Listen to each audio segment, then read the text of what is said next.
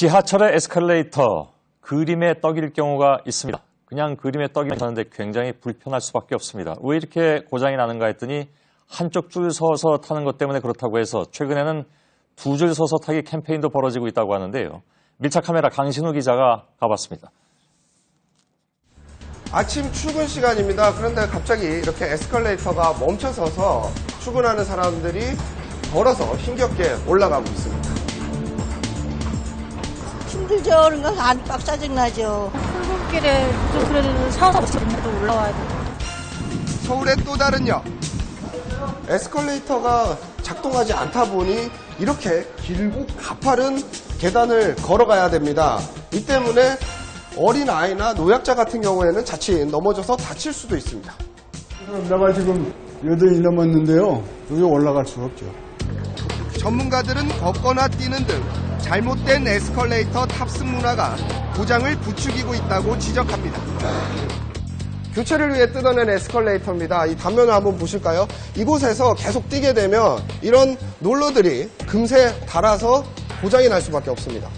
체인이 한쪽으로 쏠린다든지 쏠리면서 어떤 간섭에 의해서 따라가는 부분은 안 늘어나는데 안 따라가는 부분이 이제 늘어나고. 지난해 수도권 지하철역에서만 에스컬레이터 수리비로 25억여 원이 들어갔습니다. 고장도 문제지만 한 줄 서기가 사고를 부르는 요인으로 작용합니다. 승객들이 걷거나 뛰다 넘어져 다른 사람까지 다치게 하는 경우가 적지 않습니다. 한 줄을 비워놓음으로 해서 다른 사람들이 걷거나 뛰어다닐 수 있기 때문에 서 있는 사람들의 간섭을 받아가지고 사고가 일어날 확률이 높습니다. 안전을 위해 걷거나 뛰지 말고 두 줄로 서 달라는 방송이 계속되고 있지만 보시는 것처럼 잘 지켜지지는 않고 있습니다. 지난해 에스컬레이터 고장은 수도권 전철역에서만 700여 건으로 최근 3년간 2,000여 건에 달합니다. 서울의 또 다른 지하철역입니다. 에스컬레이터를 타서는 비켜달라고 하지 말라고 분명히 써 있는데요. 두 줄 서기가 얼마나 잘 지켜지는지 저희 취재진이 탑승해서 한번 살펴보겠습니다. 취재진에게 계속 눈치를 주는 한 남성. 참다 못해 말을 꺼냅니다. 여기 두 줄 서기 하는데. 어? 두 줄 서기 하는데. 누구시라는 좀 나가셨고. 그런 게 잠깐만 내려가지.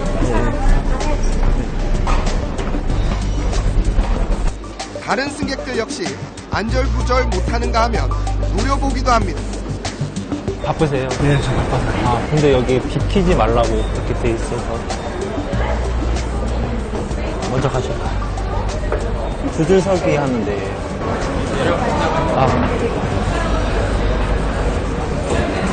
취재진이 한 줄 서기로 전환하면 이내 두 줄 서기 대열은 흐트러집니다.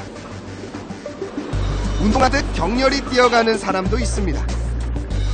아이고, 저기 잠깐만요. 많이 바쁘신가 봐요. 여기 너무 많이 뛰어다니면 안 되는데 두 줄 서기를 안 하시네요. 네? 두 줄 서기? 네, 두 줄 서기 모르세요? 원래 급한 사람은 한쪽으로 먼저 내려가는 거 아니에요? 막으면 뒤에서 빨리 비키라고 그런다고 놓치줘요. 그럼 뒤에서 아니 빨리 안 비키냐고 비키라고 그래요.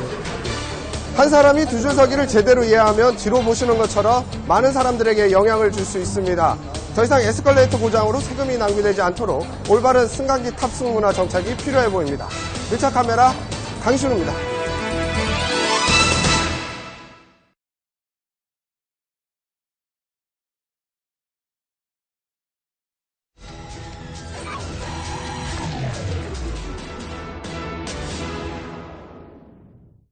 네, 쇼핑몰 같은 큰 건물의 출입구는 보통 대형 여닫이 문이죠. 앞사람이 뒤에 오는 사람을 위해 문을 잠깐 잡아주는 건 작지만 커다란 배려일 겁니다. 이 배려에 필요한 시간은 딱 2초입니다. 우리 실상은 어떤지 밀착카메라 고석승 기자가 살펴봤습니다. 서울 명동과 연결되는 회원 지하상가입니다. 외국인 관광객들도 많이 찾는 곳이어서 1년 내내 붐비는 곳입니다. 이 상가를 출입하기 위해서는 대형 여닫이 문을 통과해야 합니다. 앞사람이 문을 잡아주지 않으면 뒤에 오는 사람이 유리문에 부딪힐 수 있습니다. 여기 손가락 부상을 조심하라는 스티커도 붙어 있는데요. 실제로 상대적으로 문이 가벼울수록 또 이 속도 제어 장치의 힌지가 낡을수록 이 문의 반동이 커지게 되면서 부상의 위험도 그만큼 높아지게 됩니다. 사람들이 가장 많이 드나드는 출입문에 카메라를 설치해 통행 모습을 지켜봤습니다. 뒤따라오는 이들을 위해서 문을 잡아주는 사람은 찾기 힘듭니다. 이렇다 보니 자칫 부상으로 이어질 수 있는 아찔한 모습도 심심찮게 목격됩니다. 앞사람이 문을 세게 닫고 나가면서 팔이나 어깨를 부딪히는 모습은 흔합니다. 문에 이마를 찍고 놀라기도 합니다. 서울의 한 백화점 출입문 앞으로 장소를 옮겨봤습니다. 이곳 역시 뒷사람을 위해서 문을 잡아주는 모습은 찾기 힘듭니다. 애기 데리고 가다 보면은 짐도 많고 하니까 몸 빨리 가시다 보니까는 제대로 잘 안 잡아주셔서 그냥 좀 당황스러운 적은 몇 번 있었어요. 노인들이나 장애인들 그리고 어른 눈높이에서는 눈에 잘 띄지 않는 아이들은 더 위험합니다. 배려는 바라지도 않아요, 제가. 문 열면 제발 이게 앞에서 치고 들어오지만 않았으면 좋겠어요. 한 번은 진짜 밟을 뻔했어요, 발을. 근데 오히려 뒤를 저한테 그리고 화를 내시고 가셨거든요. 많은 사람들이 오가는 서울시청 출입문. 문 앞에 작은 스티커가 붙어 있습니다. 이 스티커를 자세히 보니까요. 뒷사람의 모습을 볼 수 있게 거울이 함께 부착돼 있는데요. 뒷사람을 배려해서 손잡이를 잠시 잡아달라는 의미를 담고 있는 겁니다. 실제로 이 스티커가 얼마나 효과가 있을지 잠시 지켜보겠습니다. 앞선 두 곳보다는 문을 잡아주는 사람이 확연히 늘었습니다. 그냥 지나는 것보다는 이제 이렇게 해주면은 생각이 이제 자각이 드니까. 지하철을 타고 내릴 때에도 잠깐의 배려가 필요합니다. 열차가 도착하면 안에 있던 승객들이 다 내린 뒤에 탑승을 해야 되는데요. 이를 지키지 않는 일부 승객들 때문에 서로 눈살이 찌푸려지는 경우가 종종 생깁니다. 열차를 직접 타고 다니면서 실태가 어떤지 알아보겠습니다. 열차가 승강장으로 들어오고 문이 열리기가 무섭게 사람들이 열차 안으로 들어갑니다. 내리는 승객들은 안중에도 없습니다. 아이를 앞세워 좁은 틈을 헤집고 들어가기도 합니다. 내리려고 했는데 사람들이 너무 많이 밀려와서 제가 못 내린 적이 있었거든요. 그래서 엄청 당황스러웠어요. 왜 이렇게 급하게 탑승을 하는 걸까? 그렇지. 여기 자리가 하나밖에 없었잖아. 남보다 먼저 가려고 하는 건 그 마음이 항상 있다고. 사실은 그건 인정해요. 배려는 남을 위해서뿐만 아니라 나를 위해서도 중요합니다. 그 여유라는 거는 뭐 돈이나 지위 같은 것 같진 않아요. 그렇게 갚으면 또 몇 배로 돌아오니까 그게 결국엔 장기적으로 나한테는 투자죠. 살기가 빠듯하다, 여유가 없다. 요즘 주변에서 흔히 들을 수 있는 말입니다. 이런 때일수록 서로를 위한 작은 배려가 우리 사회를 조금 더 따뜻하고 안전하게 만들 수 있지 않을까요? 밀착 카메라 고석승입니다.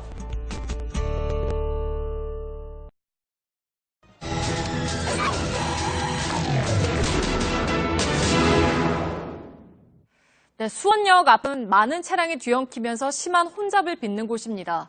그래서 수원시가 새로 버스 환승센터를 개장했는데 오히려 버스를 갈아타는데 시간이 더 걸리면서 시민들이 불편을 호소하고 있습니다.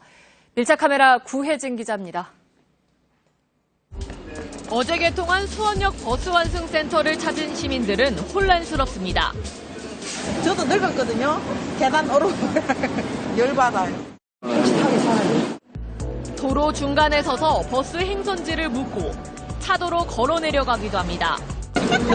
아유 진짜 몇 번 돌아서 지금. 첫날이면 의례 겪는 혼란이라기엔 위치와 구조에 문제가 있어 보입니다. 이곳 환승센터에는 수원 시내를 오가는 버스들이 주로 서고요. 이곳에서 내려 서울이나 안산 등 다른 지역으로 가려면 또 다른 정류장으로 이동해야 합니다. 아침 출근하는 시민들과 함께 한번 따라가 보겠습니다. 지금 출근하시는 길이세요? 네. 어디로 출근하세요? 사당입니다. 수원역을 가로질러 밖으로 나간 뒤 지하도로 다시 들어가 복잡한 지하도를 지나 한참을 걸어야 합니다. 10분 늦어버리면은 버스 타면은 더 이상 늦을 수도 있거든요. 바로 옆 정류장에서 갈아타던 버스인데 정류장 간 이동에만 10분이 넘게 걸렸습니다. 처음에 어떠신가요? 5에서 10분 더 걸리는 것 같고요. 조금 덥고 좀 흐리긴 한데. 30분 나겠네. 환승비도 환불해주면 좋겠어요. 대부분의 버스 정류장이 있는 수원역 건너편이 아닌 역 뒤에 환승센터가 생기면서 불편을 겪고 있는 겁니다. 이뿐만이 아닙니다. 이전엔 버스들이 역 앞에서 좌회전을 해 화성 방향으로 바로 향했습니다. 이제부터는 우회전을 합니다. 고가와 지하차도를 지나며 2km 정도를 돌아가느라 11분 정도가 걸립니다. 나빠. 아주 나빠. 빨리 가게 해놓고 만점대로 가야지. 빙빙 돌아가지고 이게 뭐. 잘못하는 줄 알고 중간에 내렸다니까. 버스 기사들도 불평을 쏟아냅니다. 쉬는 시간이 줄어졌다고 생각하고 쉬는 시간이 어디다가 보상을 받아야 돼 기사들은 근로자들은 그런다고 돈 더 주는 것도 아니고. 현재 환승센터의 위치는 수원역 앞에 번화가와도 상당히 떨어져 있습니다. 이에 대해 수원시는 역 앞의 통행량을 분산시키기 위해 현재 위치에 환승센터를 조성했고 기차를 이용하는 승객들은 더 편리해질 수 있다고 해명했습니다. 그런데 환승센터를 나오는 버스가 지나는 벌터 교차로는 주말마다 막히는 상습 정체 구간입니다. 환승센터 생기고 그다음에 내려오고 같이 겹차고 주말에는 롯데 쪽에 차량이 많다 보니까 좁은 부지 2층에 만든 타원형 환승장에 구조적 문제도 있습니다. 장안대에 가는 31번 버스를 타려면 이렇게 11번 정류장에서 기다려야 합니다. 하지만 저 뒤쪽 2번 승강장에도 또 다른 장안대에 가는 버스들이 있어 갑자기 버스라도 오면 저쪽까지 뛰어가야 합니다. 정차해야 하는 정류장에 다른 버스가 정차해 있는 후 버스가 빠져나갈 때까지 여러 바퀴를 돌아야 합니다.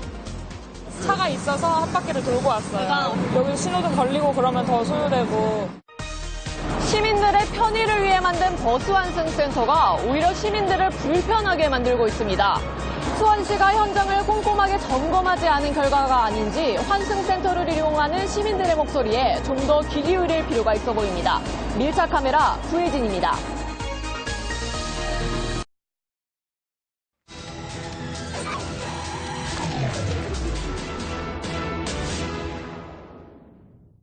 지옥 같은 출퇴근길 하면 숨막히는 지옥철부터 떠올리시죠?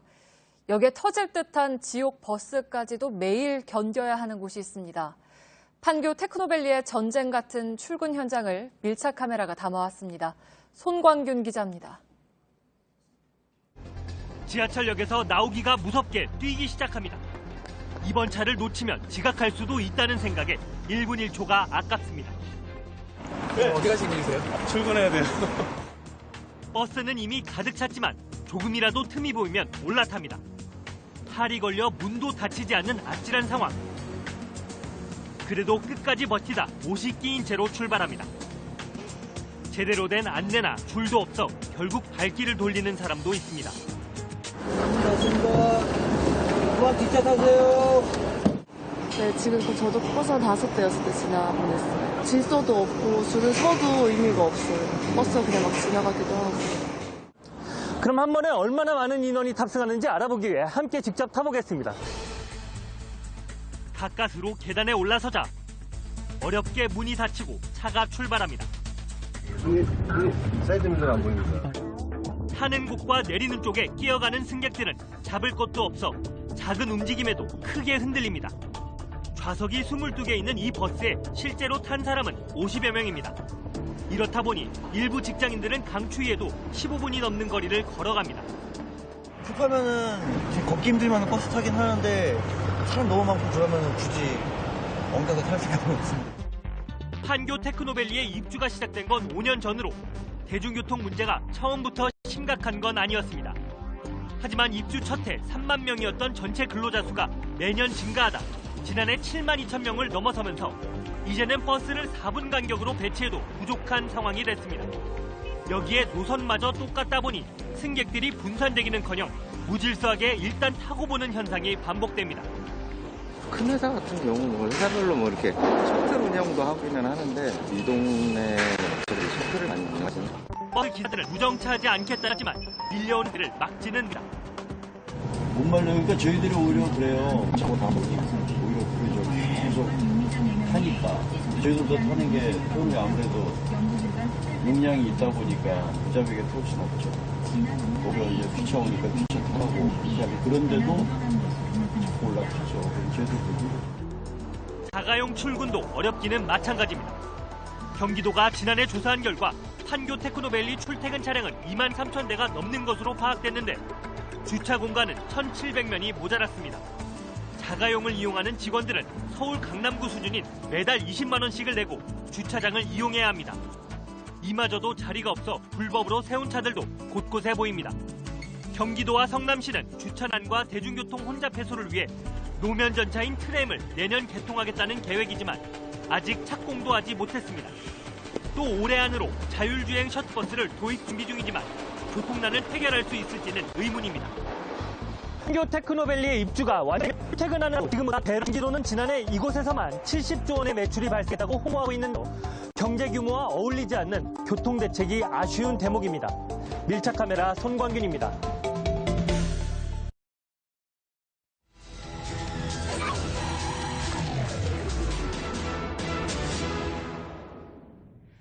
부산 지하철에서는 어제부터 여성만 탑승할 수 있는 여성 배려칸이 운영되고 있습니다. 여성 승객들 편의뿐 아니라 성범죄도 막겠다는 취지인데요. 한쪽을 분리하고 갈라놓는 것만이 대수냐는 문제 제기도 있고 실효성이 있냐는 문제 제기도 있습니다. 현장에서 취재해본 결과로는 우선 잘 지켜지지 않는다는 것이었습니다. 밀착 카메라 안지현 기자입니다. 부산의 지하철 1호선. 하루 평균 이용객은 44만 명으로 부산 지하철 승객 가운데 절반가량이 이용하는 열차입니다. 이곳은 부산 지하철의 여성 배려칸 앞입니다. 말 그대로 여성 승객만 탈 수 있는 곳인데요. 전체 열차 가운데에서는 5호차 한 칸에서 시간은 보시는 것처럼 출퇴근 시간 각각 2시간 동안 제한적으로 운영됩니다. 현재 시각이 7시 49분인데요. 이 특수 카메라를 들고 한 명의 여성 승객의 시선으로 배려칸 안의 모습을 살펴보겠습니다. 배려칸 안에 탑승했습니다. 이렇게 배려칸을 알리는 안내원이 탑승해서 이렇게 안내를 하고 있고요. 또 안에 보시면 여성 승객도 보이지만 좌석에 앉아있는 남성 승객도 보입니다. 좌석 중간에는 여성 배려칸임을 알리는 안내문이 붙어 있습니다. 또 이뿐만 아니라 출구 쪽에 가시면 이렇게 문에도 배려칸임을 알리는 안내 표지판이 붙어 있고요. 또 통로 위쪽에도 이렇게 여성 배려칸이라고 써 있습니다. 여성 배려칸에 탄 승객들은 대체적으로 긍정적인 반응입니다.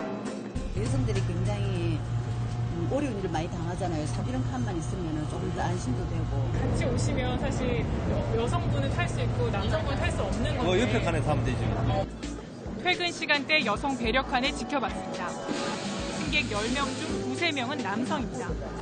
이들은 여성 배려칸 표시가 잘 보이지 않거나 몰랐다고 말합니다. 좀 크게 가가지고 확대를 해서 붙여줘야만이 이해도 많고. 사람들이 이렇게 붙여있으면 있을까 딱 타고 말해주지 않을 것 같아요. 홍보 부족 문제가 제기되는 이유입니다. 이 열차는 여성 배려칸 홍보 열차입니다. 말 그대로 여성 배려칸을 더 많이 홍보하기 위한 열차인데요. 손잡이를 보시면 이 여성만 탈 수 있다고 표시가 되어 있습니다. 이뿐만 아니라 이 창문에도 양보를 해달라는 홍보물이 부착되어 있습니다. 하지만 여성 배려칸 홍보 열차의 문구 역시 의미가 모호하다는 지적이 나옵니다. 그냥 이 홍보물을 보기에는 여성 배려라기보다는 일반적인 배려를 얘기하는 것 같고 여성과 아이를 부각시켜주면 어떨까. 안전요원이 여성 배려칸이라고 안내하자 승객들이 협조하기도 하지만 이 칸을 좀 이용해 주시면 고맙겠습니다. 실랑이도 벌어집니다. 무조건 승객들한테 그런 식으로 이야기하면 좋게 받아들일 사람이 어디 있습니까? 태국만 탑승 공론을 하고 있어요. 성범죄를 예방한다는 취지에 대해서도 회의적인 목소리가 나옵니다. 여성 배려칸이라는 게 저는 사실 그게 예방이 되는지에 대해서도 사실 잘 모르겠거든요. 그게 진짜 여성들을 배려하는 건지도 잘 모르겠거든요. 한 남성은 기습적으로 카메라 앞으로 뛰어들어 반대 의견을 외칩니다. 호의가 계속되면 권리인 줄 안다고. 이 같은 반대 여론 때문에 서울과 대구는 여성 전용 칸을 도입하지 못했습니다. 또 하루 4시간만 운영하다 보니 막상 운영 시간이 시작돼도 열차 칸을 바꿔 타는 승객이 거의 없어 실효성에 대한 지적도 나옵니다. 보안대책에서 수립을 하고, 그러면 시민들 여론을 수렴해가지고 그 결과를 바탕으로 해서 우리가 계속 시행 여부를 결정할 계획입니다. 여성 배려칸은 석 달간 시범 운영된 뒤 공식 도입 여부가 결정됩니다. 그런데 이 여성 배려칸이 여성 배려의 시작이 되지 아니면 논란의 시작이 될지 주목됩니다. 밀착 카메라 안지현입니다.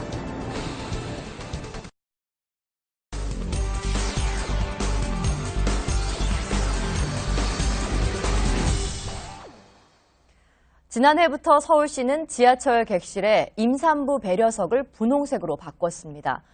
이들을 위한 배려석을 따로 만들고 게다가 잘 뛰게 색까지 입혀놔야 하는 현실이 어찌 보면 좀 안타깝다는 생각도 드는데요. 굳이 이런 정책이 없더라도 알아서 배려해주는 문화를 기대해보지만 현실은 그렇지 않습니다. 밀착 카메라 박소연 기자입니다. 전동차에 오르면 눈에 띄는 분홍 자리가 있습니다. 자세히 한번 살펴볼까요? 등받이와 좌석 그리고 바닥까지 화려한 분홍색으로 꾸몄습니다. 바로 임산부를 위한 핑크 좌석입니다. 임산부 배려석이 분홍색으로 바뀌기 시작한 건 지난해 7월부터입니다. 서울 지하철 1호선부터 8호선까지 임산부 배려석으로 7천여 석을 지정해뒀지만 제대로 지켜지지 않았기 때문입니다. 지금까지 이 중 절반가량을 분홍색으로 바꿨습니다. 임산부 배려석은 객차당 2좌석씩 있습니다. 얼마나 잘 지키고 있는지 한번 살펴보겠습니다. 열차 첫 번째 칸 임산부 배려석에 남성 2명이 앉아 있습니다. 두 번째 칸도 마찬가지. 임산부를 위해 비워둬야 할 자리지만 60대 여성이 앉아 있습니다. 열차 끝에서 끝까지 한번 지켜봤습니다. 임산부 배려석에 상당수 남성분들이 앉아 있었습니다. 어떤 좌석인 것 같으세요? 노약자. 핑크색으로는 바꿔는 놨는데. 눈에 안 띄었던 이거요? 옷까지. 그 카메라 내려. 젊은 여성들도 잘 모르고 있었습니다. 실례지만 임신 중이신 건가요? 아니요. 아, 그건 아니고요? 이번에는 출산 예정일이 2주 앞으로 다가온 만삭의 임산부와 지하철에 올랐습니다. 임산부 배려석에 앉은 한 남성이 주변을 둘러보는가 싶더니 고개를 숙입니다. 이 남성이 내리자 그 옆에 있던 다른 남성이 임산부 배려석으로 자리를 옮겨 앉습니다. 맞습니다. 아무래도 지하철 공간에서 요즘 좀 남들한테 관심이 이렇게 많지가 않잖아요. 양보를 부탁하는 취재진에 반문하는 시민도 있었습니다. 저기요. 그런 법이 있나요? 네? 동의를 받지 않고 이런 식으로 임의대로 막 자리를 지정해서 한다는 것은 다른 이용권자의 이익을 침해할 수도 있는 여지가 있는 거죠.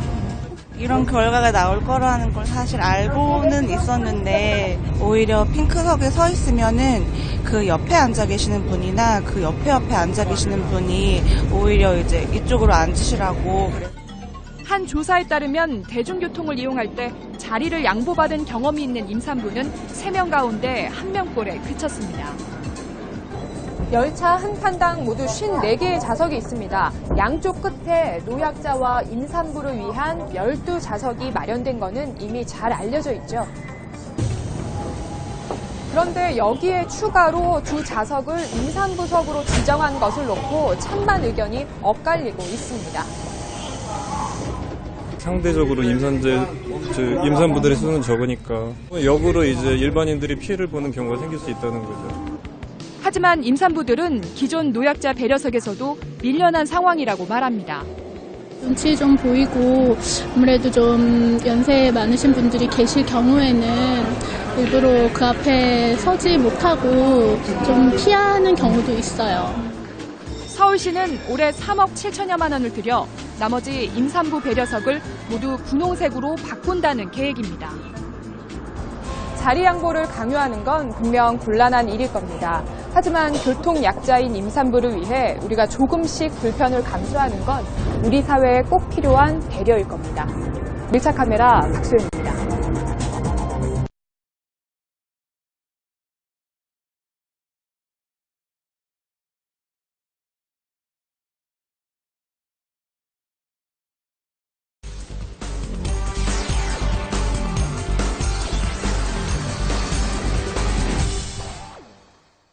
오늘 밀착 카메라는 평소에 그냥 그러려니 하고 넘겨왔던 문제를 한번 짚어봤습니다. 대중교통 행복지수에 가장 큰 영향을 미치는 게 환승시간이라고 하는데요. 밀착 카메라가 환승시간이 길어도 너무 길다 싶은 역들을 한번 살펴봤습니다. 알고 보니 애초 설계부터 시민 편익보단 운영 이익이 먼저였습니다. 박소연 기자입니다. 디지털 미디어 시티역 DMC역에 나왔습니다. 제가 이곳에 나온 이유는 시청자 한 분께서 제보 게시판에 글을 하나 올려주셨기 때문인데요. 이 역처럼 환승 구간이 긴 역을 이용할 때마다 그 이유가 무엇인지 알고 싶다라고 의문점을 남기셨습니다. 안쪽으로 들어가서 제보 내용을 한번 확인해 보겠습니다. 디지털 미디어 시티역 공항철도 승강장에서 경의선을 갈아타 보겠습니다. 한층 올라가 개찰구를 통과하고 무빙워크를 타고 한참을 내려갑니다. 에스컬레이터를 타니 또다시 계단이 나옵니다. 이후에도 6호선 승강장을 지나 에스컬레이터를 2번 더 타야 최종 목적지에 도착할 수 있습니다. 공항철도에서 경의선 승강장까지 10분 7초가 걸렸습니다. 얼만큼 더 가야 되냐고 난감한 거예요. 표시가 안 돼 있으니까. 이쪽으로 안 왔을 텐데 잘못 걸렸다 이런 생각 자주 하거든요. 디지털 미디어 시티역은 6호선과 경의선, 공항철도가 지나는 환승 역사입니다.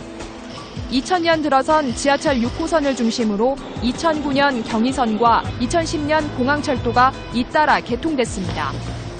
비슷한 시기에 경의선과 공항철도가 들어섰지만 서로 간의 환승은 고려하지 않았다는 지적입니다. 환승 편의라는 것이 이 편익에는 잘 안 잡혀요. 환승 편의가 좋다고 요금을 더 내진 않잖아요. 그러다 보니까 이제 그 부분이 조금 도외시 되는 경우가 굉장히 많죠. 1호선 종로 3가역 인천행 열차를 탈 수 있는 곳까지 걸어왔습니다. 5호선에서 1호선을 갈아타는데 총 6분 23초가 걸렸습니다. 보다 편리한 환승을 위해 무빙워크나 에스컬레이터를 설치했지만 작동하는 시간은 정해져 있습니다. 승객들의 보행을 돕기 위해 이렇게 무빙워크가 설치돼 있습니다. 하지만 출퇴근 시간에만 이용할 수 있을 뿐 나머지 시간과 공휴일에는 작동하지 않습니다. 안내판도 부족해 시민들은 역 안에서 길을 헤매기도 합니다.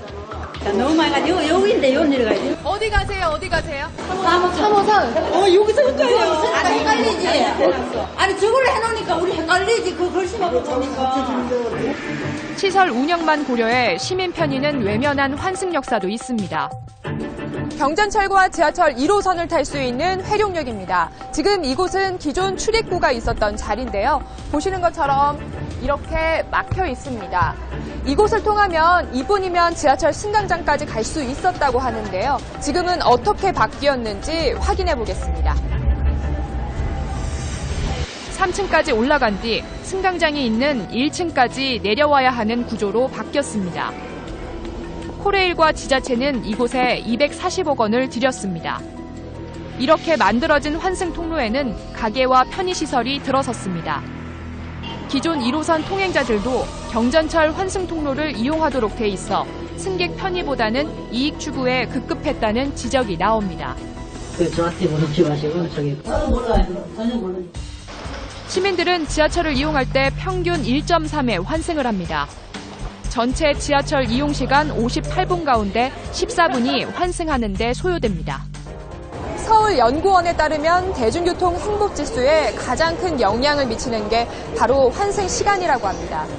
시민들은 보다 빠르고 편리한 환승을 바라고 있습니다. 밀착 카메라 박소연입니다.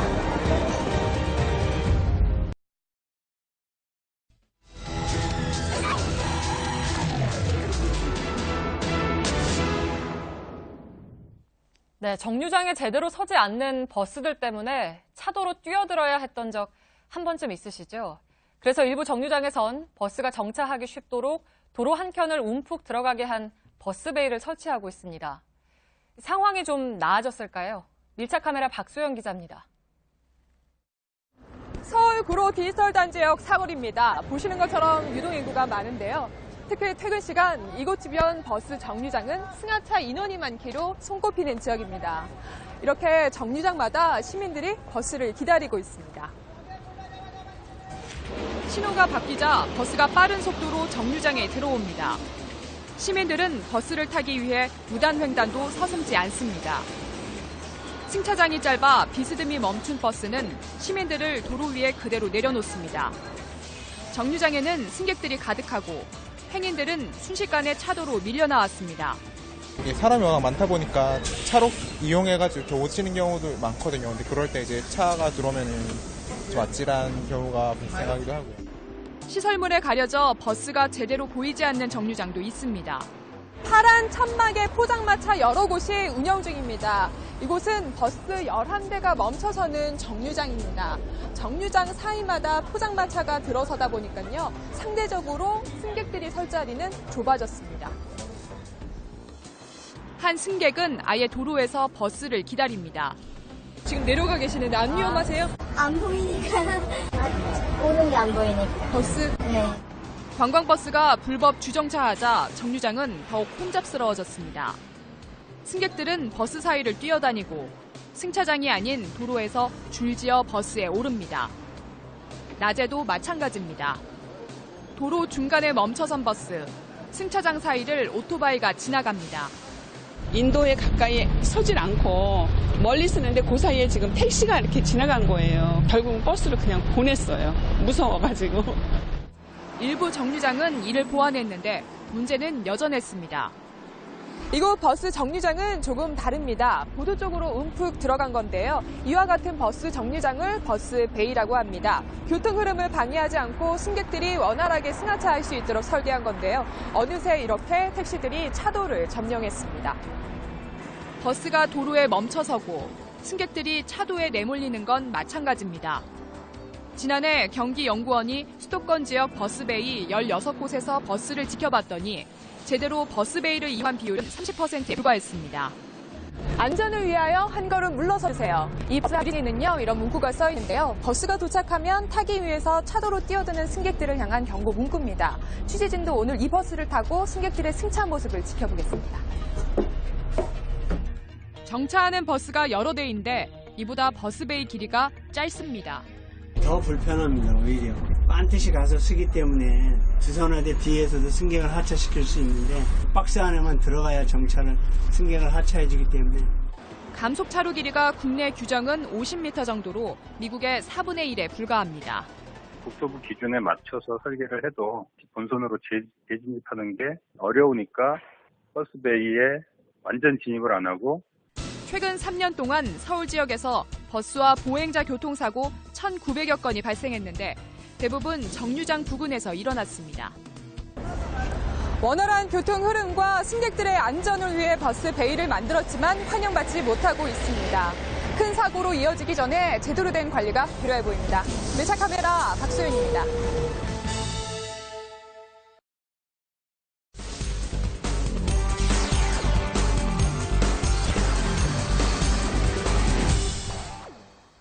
네, 밀착 카메라의 박소연 기자가 전기차를 타고 수원까지 갔다 왔습니다. 엔진 소리도 없고 덜컹거림도 없고 그야말로 멋진 드라이브가 될 수 있었는데 문제는 전기가 떨어지면 끝이라는 것이죠. 충전소를 찾기도 어렵고 찾았어도 작동이 되지 않는 경우도 있었습니다. 정부는 2020년까지 전기차 20만 대 보급을 목표로 하고 있는데요. 당장 필요한 게 뭔지 알 수 있습니다. 밀착 카메라 박소연 기자입니다. 보통 차량 뒤쪽에 기름을 넣을 수 있는 주유구가 있습니다. 그런데 옆차를 보니까요. 특이하게도 앞쪽에 있습니다.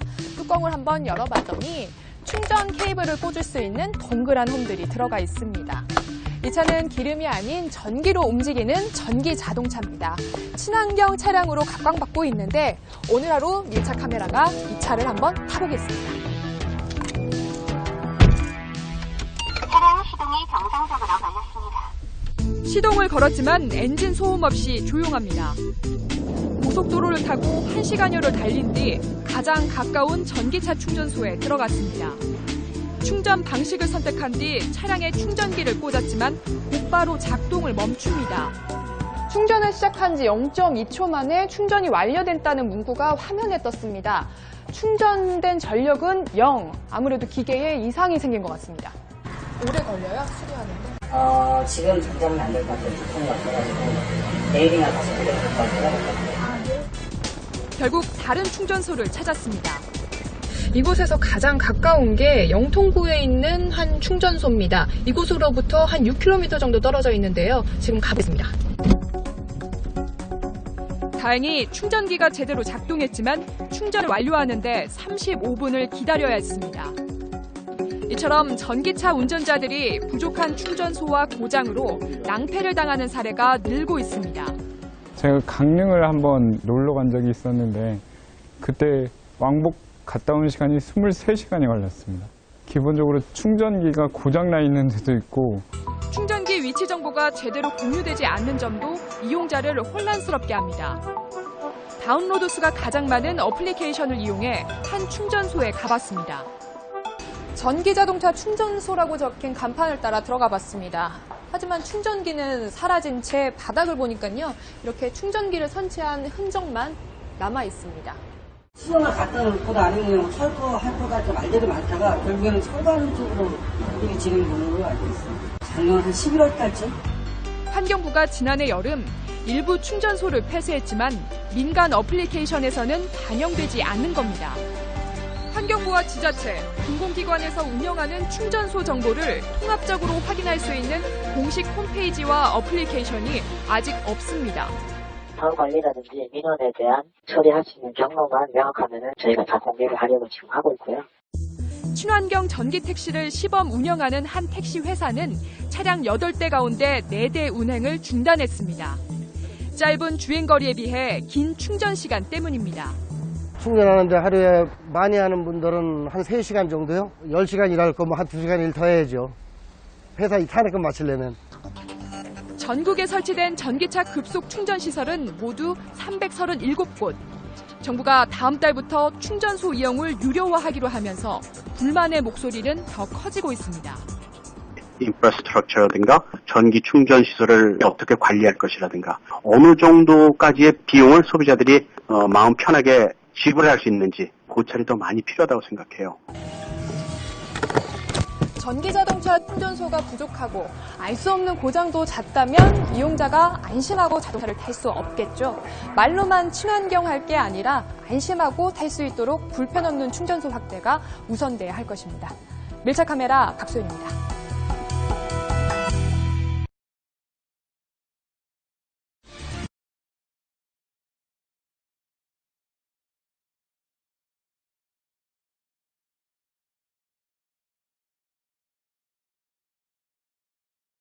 누구나 홈페이지는 필요하죠. 직접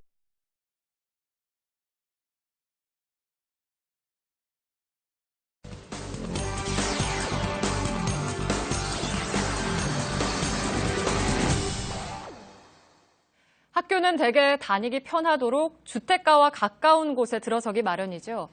그런데 아파트와 학교가 가깝다 못해 사실상 붙어 있어서 문제가 되는 곳도 적지 않습니다. 아파트 주민이나 학생들 모두 불편을 호소하고 한 학교는 소음을 막으려고 통유리를 설치해서 유리 감옥이란 말까지 나옵니다. 1차 카메라 안지현 기자입니다. 충남 금산의 한 여자고등학교 안으로 들어와 봤습니다. 흔히 볼 수 있는 학교의 복도 모습인데요. 그런데 창밖으로 보이는 모습은 조금 다릅니다. 아파트 신축 공사가 한창 진행 중인데 이 거리가 매우 가까워서 공사장 내부가 훤히 들여다보일 정도입니다. 최단 거리는 한 20m 정도밖에 되지 않을 걸로 생각하고 있습니다. 상당히 학습권에 저해 요인이 있다고 생각합니다. 고등학교 1, 2학년 학생 약 280명이 사용하는 곳입니다. 학교 건물 뒤편으로 아파트 공사가 한창 진행 중입니다. 9층 높이의 아파트로 총 48세대가 올해 7월 입주할 예정입니다. 공사장 내부에서 학교를 살펴보기로 했습니다. 이번엔 아파트 안으로 들어와 봤습니다. 보시다시피 바로 앞에 학교가 보이는데요. 얼마나 가까운 거리인지 저희가 소리로 확인해 보겠습니다. 제 목소리 잘 들려요? 네, 잘 들려요. 대화도 가능합니다. 소음이 저희 교실 공간에 들리면은 수업에 방해돼요. 공사 소음보다는 입주 후가 더 걱정이라고 말합니다. 실제로 복도를 지나다니는 아이들의 모습이 또렷이 보입니다.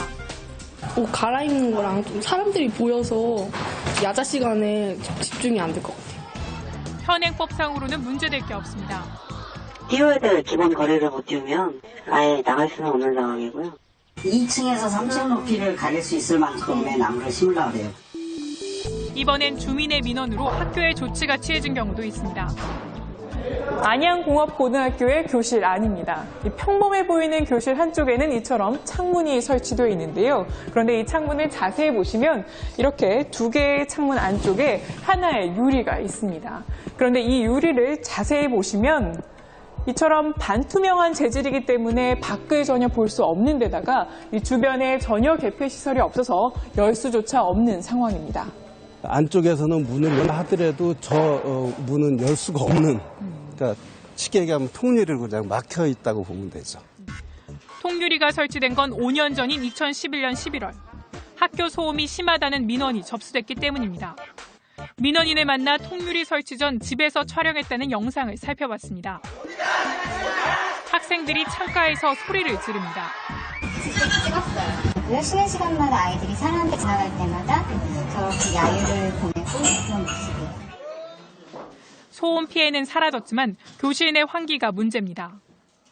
환기 시설도 함께 설치했지만 창문 열고 통풍을 시키는 것과는 같을 수 없기 때문입니다. 창문이 안 열리는 교실을 제가 이제 교직생활 한 14년 만에 처음 맡아봤거든요. 갇혀있는 상태에서 아이들이 이렇게 공간에서 있는다는 것 자체가 좀 문제인 것 같아요. 지금은 우리는 많이 달라졌고 그래서 한 번 더 기회를 줬으면 바깥 공기를 마실 수 있도록 해주세요. 주택에서 학교 담, 그리고 담에서 학교 건물까지 거리를 재보니 10m가 채 되지 않습니다. 월요일날 가서 안양교육 소하고 학교 측과 그분하고 한번 4시 만나보려고 합니다. 방음벽이나 가림막 설치가 필요하다는 지적이 나옵니다. 학교와 주택이 지나치게 가깝게 붙어버린 곳들, 아무런 대책이 없는 상태에서 거리만 가까워져서 양쪽 모두 피해를 보고 있습니다. 밀착 카메라 안지연입니다.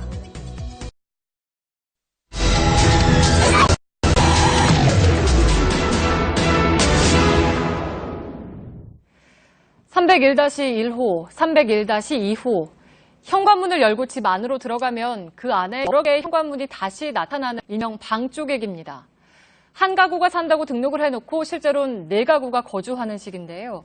한 푼이라도 저렴한 방을 구하려는 20, 30대 청년들이 주로 찾고 있습니다. 문제는 화재라도 나면 방법이 없다는 겁니다. 같은 이유로 경기도 의정부의 한 아파트에서 130명의 사상자를 낸 화재가 있었던 게 불과 지난해 일입니다.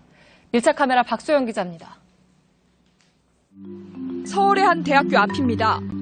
인근 주택가에는 주로 이 학교의 재학생들이 살고 있습니다.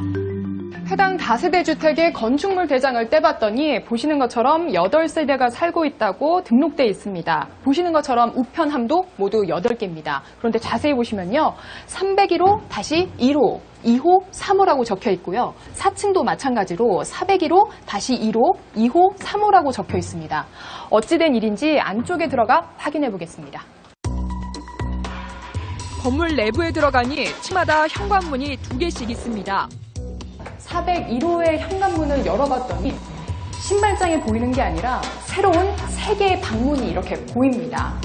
바로 옆에 있는 402호의 현관문을 열어봤더니 이것도 마찬가지로 이렇게 1호와 2호로 나눠져 있는 방문이 보입니다. 이 문 한번 열었더니요. 그제서야 싱크대와 침대가 있는 원룸이 보입니다. 방 하나를 2-3개로 쪼갠 일명 방쪼개기입니다. 배달원은 이런 건물이 익숙한 현관문을 열고 들어가 세입자에게 주문한 음식을 건넵니다. 401호인 줄 알고 그냥 봤는데 다시 1이라서 방문을 열고 들어가면 또 있는 걸 아니까. 이 일대에서 방쪼개기 건물을 찾는 건 쉬웠습니다. 3가구가 살 수 있는 이 주택에는 실제로 10가구가 살고 있었습니다. 엄연한 불법입니다.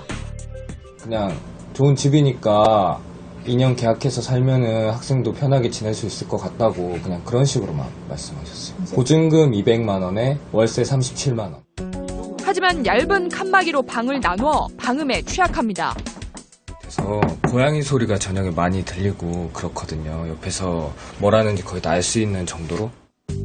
오피스텔보다 저렴하면서 고시원보다 생활 환경이 나은 쪼개기 방의 수요자는 대부분 20, 30대 청년들입니다. 경기도 일산의 주택 밀집 지역입니다. 한 주택에서는 방을 4개로 나누는 공사가 한창이었습니다. 이건 불법인 건 아시죠? 아니, 불법이고 뭐고. 하지만 하는 게 아니라 다른 데도 잘 하는 거 있는데. 실제로 이 일대로 돌아다니며 건축물 대장을 확인해봤더니 위반 건축물로 적발된 주택이 한두 곳이 아니었습니다. 내 가구가 산다고 신고한 이 외벽을 보면요. 이렇게 도시가스 계량기가 6개 달려 있습니다. 그런데 이게 다가 아니라 계량기가 13개 더 달려 있습니다. 내 가구가 산다고 신고해놓고서는 실제로는 19가구가 거주하고 있는 겁니다. 이쪽으로 오시면요. 불법으로 방을 쪼갠 정황을 살펴볼 수 있는데 이렇게 발코니에 칸막이를 임의로 설치한 다음에 발코니를 둘로 나눠 사용하고 있는 겁니다. 문제는 이런 불법 개조 건물이 화재에 취약하다는 겁니다. 방을 쪼개다 보니 이동 통로는 좁아지고 소화기 같은 소방시설은 축소될 수밖에 없습니다. 실제로 지난해 1월 130명의 사상자를 낸 경기도 의정부의 아파트 화재는 방 쪼개기가 화재를 키운 원인으로 지목됐습니다. 정부는 위반 건물주에게 원상복구를 명령하고 이행 강제금을 징수하고 있습니다. 하지만 강제금보다 임대 수익이 더 큰 상황이라 실효성을 거두지 못하고 있습니다. 이행강제금 맺고 계속해서 쓰시겠다는 거에 대해서는 저희도 어떻게 할 수 있는 부분은 없다고요. 어둡고 미로시 복도에 있는 쪼개기 방들, 조금 더 저렴한 방을 찾는 세입자들은 오늘도 화재 위험에 내몰리고 있습니다. 밀착 카메라 박소연입니다.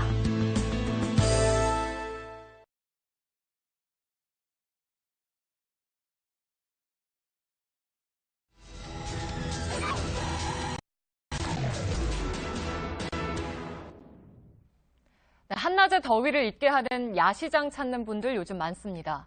그런데 2번 오고 싶진 않다는 분들도 있는데요. 왜 그런지 밀착 카메라가 담아온 야시장의 모습을 한번 보시죠. 안지현 기자입니다.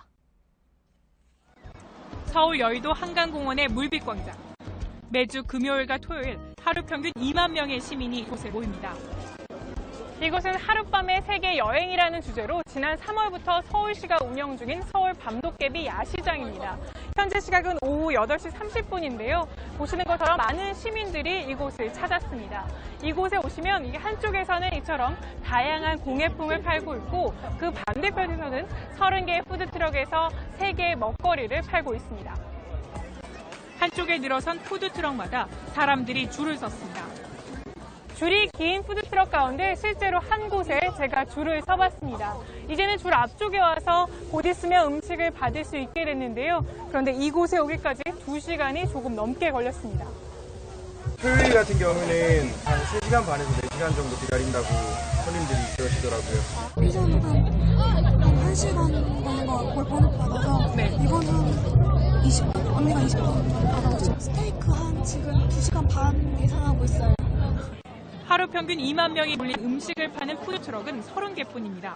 저희가 쓸 수 있는 공간이 한정되어 있기 때문에 지금 너무 줄이 길고 5대나 6대 정도 더 늘리는 것을 고려하고 있는 상황입니다. 이곳은 부산의 재래시장인 부평 깡통시장입니다.